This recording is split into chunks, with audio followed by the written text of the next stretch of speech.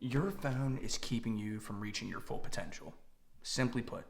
And I know this because it kept me from reaching my full potential. And I'll tell you exactly how. So, the first thing I want to talk about is my personal experience with this.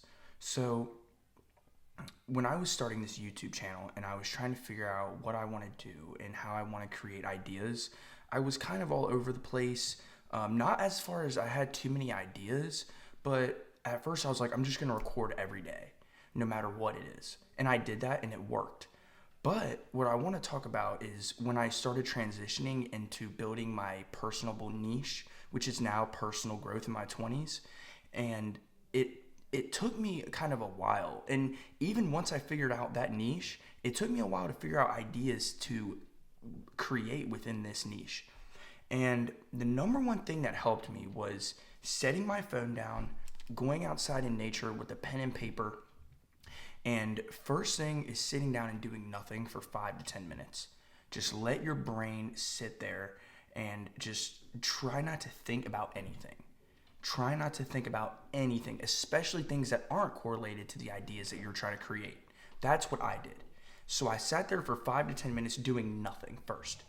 And then after 5 to 10 minutes, I picked up my pen and paper and I started writing down things I already knew. So I knew my channel was about personal growth in my 20s. So I wrote that down. I said growth in 20s. And then I wrote down mental, physical, and financial because I was like, well, these are the 3 things I want to talk about. And from there, I was able to write down 2 pages of ideas for videos for the next weeks, all by just putting this thing to the side for 20 to 30 minutes and letting my brain focus on what I'm trying to create.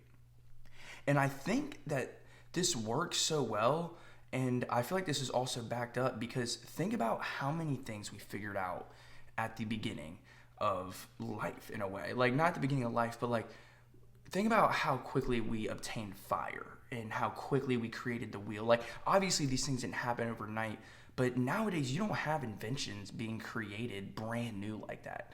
Most inventions are carbon copies of another thing, but with their own little twist, which is how it should be. That's fine.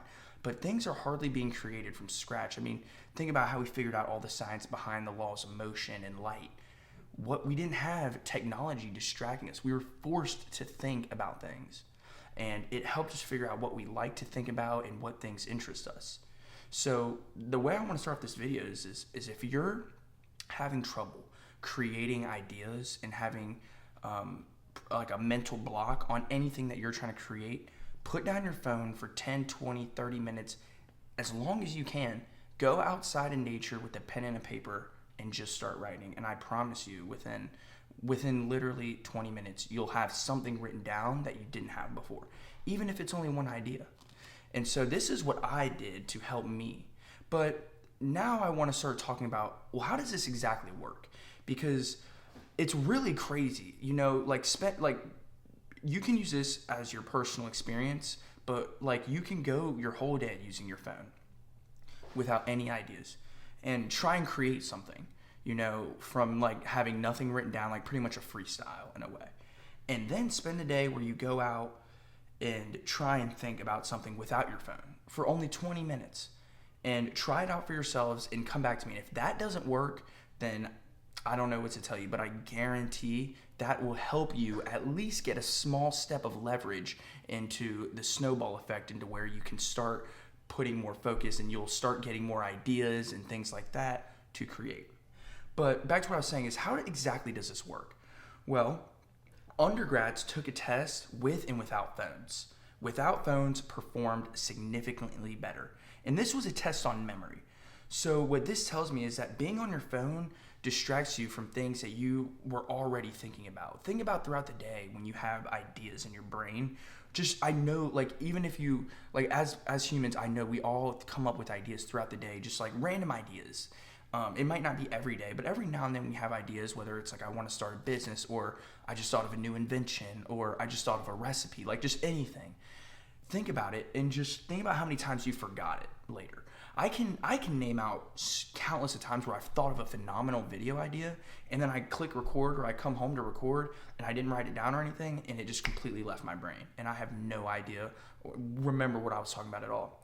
And I think that it has to do with my phone. I can't directly prove this with science, but due to this study, they showed that undergrads who took the test with and without the phones, the people without their phones scored significantly better. It wasn't even close. So it helps with the memory, and that has to do with that's keeping you from creating these ideas, because sometimes you already have the ideas, you just forget them.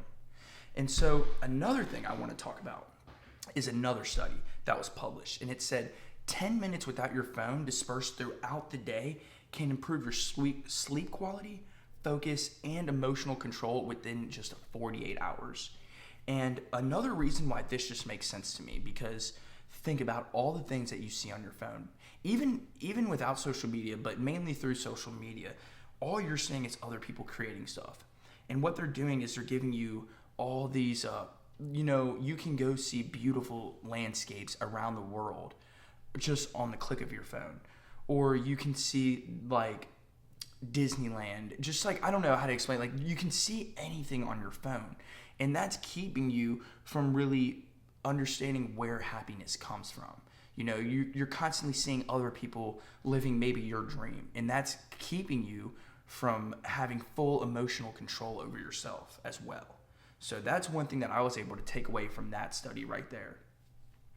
And another thing that I want to directly correlate with, so I know I talked about at the beginning of the video where like just coming up with ideas for this YouTube channel has helped me, but also in school, I don't know about you guys, but I can look back to my personal experiences in school, and the times that I spent without my phone are literally the times where I performed the best in school. I'd put my phone in my pocket.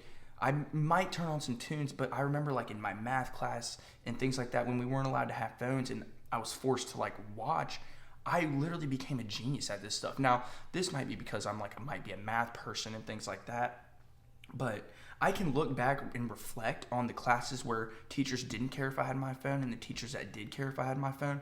When the teachers that care if I had my phone now are the classes I did so much better in and performed so much better at.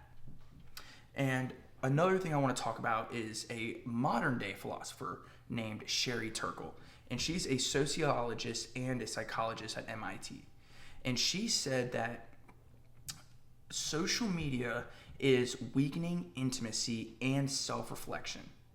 And the reason why I also think that this is important is because sometimes you can go online. And so you hear the term comparison is a thief of joy. And I kind of talked about it, like you see everybody living your dream. You're comparing yourself to them. And it's natural. It's going to happen. You see these people living your dream, and it gives you that dopamine where everything looks perfect in a world's perfect, but it's not. So there's also the opposite side to that, where you see all the bad things, and you can you compare yourself to them and you think like, well, if this person's living super bad, then it's okay for me to live my life. Not if as long as I'm not as bad as this person I see on social media. And this is just a small example, but there's I'm sure you guys can kind of take away what I'm saying from this is, if you see someone and you're realizing, well, oh, this person drinks all the time, this person smokes all the time, does this, sleeps with a ton of people, and he's still rich and he's still got to where he want to be, that alters your self-reflection. I think that's what Sherry Turkle was talking about when she said this. At least it has to do with something, I think, a part of what she said. Because you are you're comparing yourself to other people when really you need to sit in a room by yourself, no phone, no social media, and only then is when you can fully understand your mistakes, where you're going wrong, and where you're not doing enough. And that's when you can compare yourself to only the person that matters, which is yourself. And that's where you can start to see growth and acknowledge the things in your life that you need to take control of. So that's what I think she was talking about as far as that goes. And, when she's talking about weakening intimacy, I feel like that just, that's as plain as day, There's people online talk about how sleeping with a lot of people is cool, or, there's the OnlyFans models and just all these things.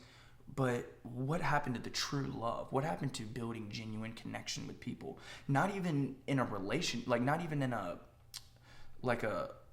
boyfriend, girlfriend type of thing, like friendships, family, I see so many people nowadays who are so disconnected from their family and things like that, and it's like I feel like social media has a big part to do with this, because like they say other people again who, and this is the worst part, is who didn't have the family like they did, and they had to do it by themselves or whatever. So these people want to be like these people when they have the family and they have the people there for them. So I feel like the social media is distracting you from so many things, and it can keep you from really understanding your emotions, and it's not always going to feel good.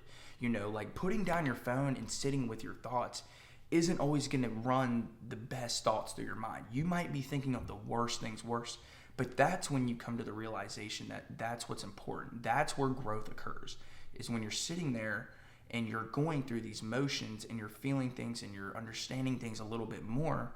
It starts with one step at a time. 5 minutes without your phone, 10 minutes without your phone, and slowly increase, and then you'll slowly gain more emotional control over yourself. You'll slowly becoming more creative, and it'll just be easier to talk and do a lot of things, even talk to other people and just all kinds of stuff like that. So that is why I think the absence of your phone could be the presence of your success.